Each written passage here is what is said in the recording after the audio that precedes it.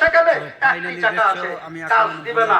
Cycle যতই দামি হোক, যতই রং সুন্দর হোক, যতই দেখতে ভালো লাগ না হোক, যতই দাম দেন না কেন, চাকা একটা থাকে আর একটা না থাকে সাইকেল চলবে না।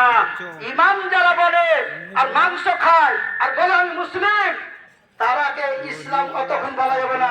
দ্বিতীয় চাকার নাম হলো সালাত, তাকে সালাত লাগাইতে হবে, তাহলে সে মুসলিম, তাহলে সে মুমিন। না তো ওর ইমান টিকবে না, কাজে আসবে না। তারপর আল্লাহ সাহাবী আবু বকর বললেন যে তোমরা এই আয়াতটা পড়ছো, কি আয়াতটা? আলাইকুম আনফুসাকুম, তোমরা তোমাদের নফসে, তোমাদের আত্মার যত্নবান হও। মানে ইয়া আইয়ুহাল্লাযীনা আমানু কু আনফুসাকুম ওয়া আহলিকুম নারা, তুমি নিজের আত্মাকে জাহান্নাম থেকে বাঁচাও, তোমার পরিবারকে জাহান্নাম থেকে বাঁচাও। যাদের বিবেক আছে, বিবেকমান মানুষ, যার নেতৃত্ব দিচ্ছে, যার মালিকানা করছে, তাকে নিজে বাঁচতে হবে, অপরকে বাঁচাতে হবে। একটু সংক্ষিপ্ত উদাহরণ, বাড়ির মালিক নিজে বাঁচবে, বাড়ির সদস্যকে বাঁচাবে, ছেলে মেয়ে স্ত্রীকে, স্ত্রী নিজের মেয়েকে ছেলেকে, বিশেষ করে মেয়েকে বাঁচাবে। যে যতটা দায়িত্ব আছে, মালিকানা আছে, ততটাই করতে হবে। যদি না করে শুনে যাবেন। খালি মুসলিম কাকে বলে একটা উদাহরণ দিয়েছি, মুসলিম কাকে শুনে যাবেন। এবার বলছেন যে এই কাজটা করবে, নিজে বাঁচবে, পরিবারকে বাঁচাবে, সমাজকে বাঁচাবে, মুসলিম জাতিকে বাঁচাবে। বলছেন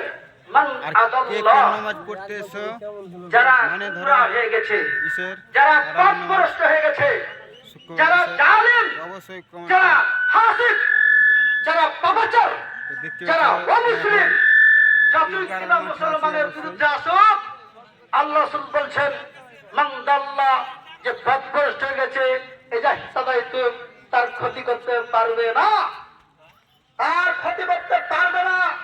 আমাদের ইমান দুর্বল, ক্ষতি হচ্ছে। ইমান দুর্বল যদি না হতো, আয়াতের ঘোষণা, যারা ইমানদার তারা নিজে বাঁচবে, অপরকে বাঁচাবে। আর এরকম যখন করবে, যারা উল্টো আমাদের, যারা আমাদের বিরোধী হিসেবে থাকবে, যারা আমাদের ধর্মের বিরুদ্ধে হিসেবে থাকবে, তারা কোনো ক্ষতি করতে পারবে না, আল্লাহ সাল্লাল্লাহু আলাইহি ওয়াসাল্লাম বলছেন। সংক্ষিপ্ত আলোচনা। এবার যদি সেটা যদি না করে, যে আমরা মুসলিম ঈদের দিন জামাত নামাজ পড়ি, জুমার দিন নামাজ পড়ি, তারাবির নামাজ পড়ি, কিন্তু আমরা ফের আবার নির্যাতিত কেন? আমরা কেন তো অসম্মান? আমাদের কেন তো চোখের ফুটা হয়ে গেছি? আমাদের তো এই কাজ হয় না, আমাদের যে নিরাপত্তা আসে না। আল্লাহ বলছে অমুসলিম যারা, যারা বিরোধী করবে, যাদের ঈমান নাই, যারা গুনাহগার, তার মুসলমানের ক্ষতি করতে পারবে না। ক্ষতি তো করছে, কেন করছে? হাদিসে বলা হচ্ছে যে মুনকার কাজ হচ্ছে, শরীয়ত বিরোধী কাজ হচ্ছে। চুপ ইমাম সাহেব, চুপ মৌল সর্দার, চুপ নেতা যারা নেতৃত্ব দিচ্ছে, চুপ মাস্তান দল, সব জায়গায় বাধা, সব জায়গায় জোরদার, সব জায়গায় ক্ষমতা।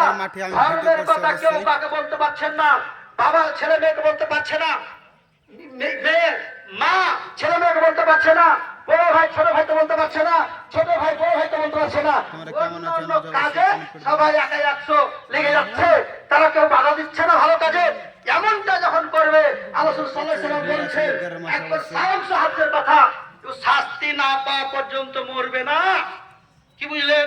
একজন বাবা ছেলে মেয়েকে দিনের দিকে নিয়ে আসছে না, নেতা মাথা বড় সর্দার ইমাম, যারা যারা একটু জ্ঞান আছে, যারা জ্ঞান আছে, যারা শক্তি রাখে, ক্ষমতা রাখে, তারা যদি এমতো কাজ না করে, আল্লাহ সাল্লাল্লাহু আলাইহি ওয়াসাল্লাম বলছেন তাদের মৃত্যু হবে না। কতদিন মৃত্যু হবে না? যতদিন এর শাস্তি না পাবে, দুনিয়াতে শাস্তি পেতে হবে। অন্য হাদিসে তাই আছে, যাদের শাস্তি আনা হবে।